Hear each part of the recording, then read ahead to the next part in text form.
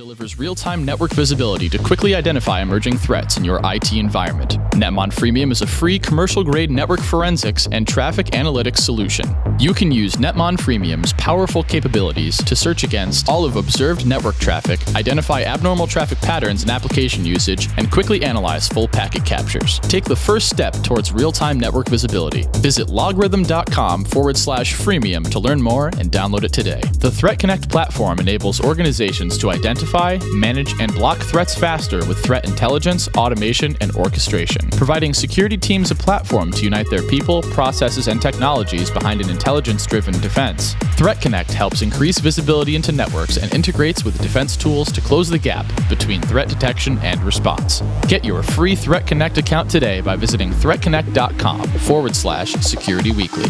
Endgame automates the hunt for both known and never-before-seen adversaries in enterprise networks. Built on unique knowledge on the adversary's tools, techniques, and tactics, Endgame's centrally managed agent prevents, detects, and responds to advanced adversaries at the earliest stages of the kill chain without prior knowledge. Endgame, automate the hunt. Welcome back, everyone, to Security Weekly. This technical segment on creating malware for Android that bypasses AV can be summed up by saying, yo dog, I created an APK file inside your APK file. So with that, I'll turn it over to Beau.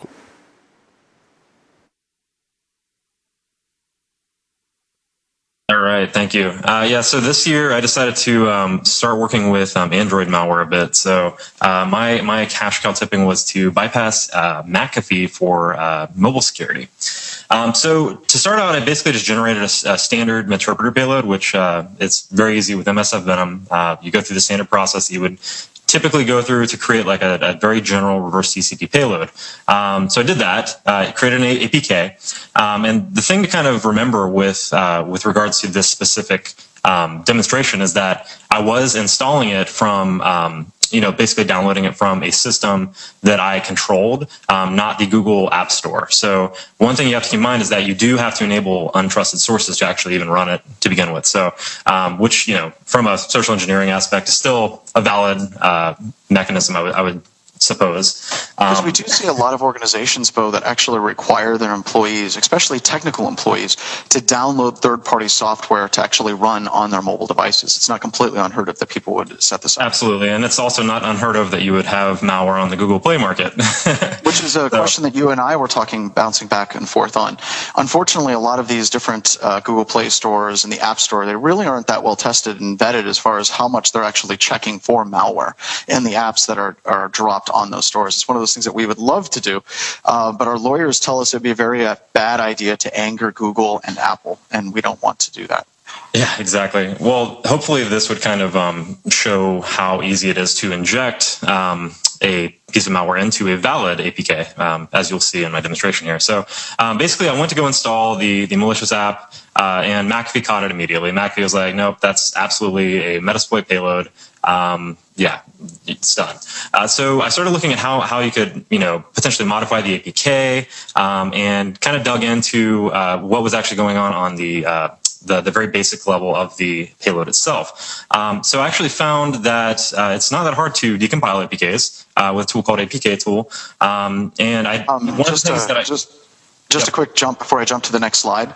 There is a reference link with kind of some great instructions on how to do this down below. Yeah. So that link is actually, I walked through this guide, and his guide is basically of just injecting an APK into another APK. But one of the things he didn't really cover was AV bypass at all. So there's one little thing that I do differently, but his article is almost identical to what I'm talking about. So very, very well put together guide on how to embed a Meterpreter payload into a valid APK. So the first thing I went and did is I grabbed the Wi-Fi Analyzer APK because it's a fun tool to install, and decompiled both those APKs with APK tool.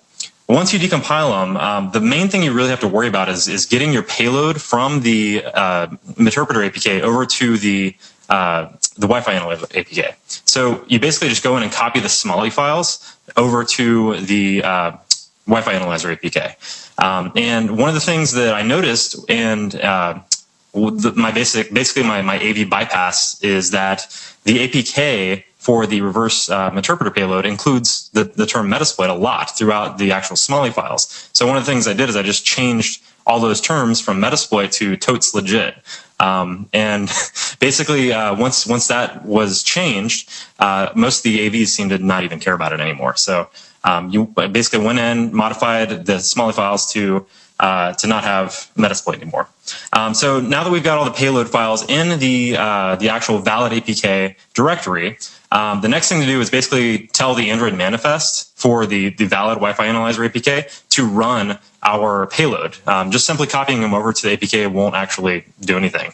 You have to actually go in and add in a spot where it basically tells it to launch your payload. So you go into the Android manifest, you find where the actual launcher Smalley is, and in this case it was this main screen launcher, which essentially, like, the second you touch the launcher button, this is the action that happens.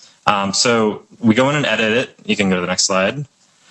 Go in and edit the main screen Smalley, and then basically what you do is you inject a little hook that basically just says to run your payload in the main screen Smalley. So this main screen Smalley is the initial thing that's going to get run once you hit the launcher button, and basically that's going to run your payload. So you can see you have invoke static com totes legit stage payload. That is the actual Meterpreter payload injected into the valid Wi-Fi Analyzer APK. And what's really sad about this is I can see all of the AV vendors like freaking out. They're like, okay, we need to go and write signatures for stage payload from this point on, because the Metasploit stuff clearly wasn't working. Yeah, exactly. All right, next slide. And then the last thing you have to do is make sure that you add the specific Android permissions that are necessary for the payload to actually do fun stuff on the app. So you basically just go in and copy all of the reverse TCP permissions, which include things like access to your Wi-Fi state, access to the network, access to read SMS logs, access to read the call logs, contacts, that kind of stuff. Copy that over to the manifest file for the valid APK, and then simply just recompile it with APK tool again. So APK tool B Wi-Fi Analyzer, and it will build the Wi-Fi Analyzer APK back up, including your malicious payload in it.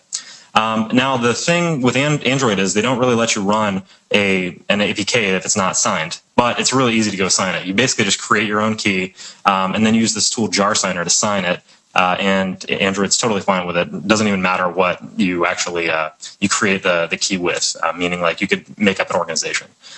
So now go back to the Android device, run the Wi-Fi Analyzer APK, McAfee's totally fine, and we have a shell. And Wi-Fi Analyzer still works perfectly on the backside, which is nice. How convenient. Runs. Yes. I love, and I particularly love the other Android devices that, yes. I think that needs further research. I was kind of enamored with that because, as I stated in the segment, I'm like, my friend who may or may not run Kodi that has turned off the third-party validation, and all others that have done that are vulnerable on whatever Android device that you have to do that. So. Yep. We're going to take a short break, come back, talk about our security news for this week, so stay tuned, don't go anywhere.